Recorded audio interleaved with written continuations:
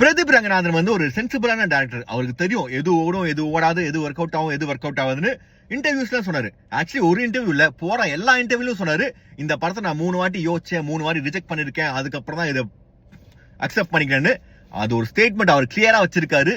யோசிச்சது கரெக்ட் தான். அல்லையே அல்லையே காட்டுல மழையே அல்லல்லே அல்ல ஊ. So hi hello வணக்கம். இனி நீங்க பார்க்க போற மை வியூ இந்த படத்தை பத்தினா பிரதீப் ரங்கநாதன், மமிதா பைஜு, சரத்குமார் மற்றும் பல பேரோட நடிப்புல கீர்த்தீஸ்வரன் ஒரு டைரக்ஷன்ல சாய் அபயங்கரோட மியூசிக்ல வெளிவந்திருக்கும் படம் தான் டூட். இந்த படத்தோட ஃபர்ஸ்ட் ஹாஃப் வந்து பிரதீப் ரங்கநாதனோட முந்தைய படங்கள் மாதிரி லவ், ரொமான்டிக், காமெடி, அவர் கொடுக்குற எக்ஸ்பிரஷன்ஸ், அவருக்குன்னு ஒரு பாவனை இருக்கு, அந்த எக்ஸ்பிரஷன்ஸ், காமிக் ரியாக்ஷன்ஸ்லாம் இதெல்லாம் ஓட செம்ம ஃபன்னா ஜாலியா போயிடுச்சு.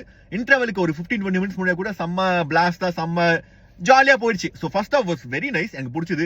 ஆனா செகண்ட் ஹாஃப் போக போக போக போக என்னடா அது, எனக்கு அப்பதான் ஃபர்ஸ்ட் டைம் வந்து ஒரு மாதிரி வயசான ஃபீலிங் தோணுச்சு.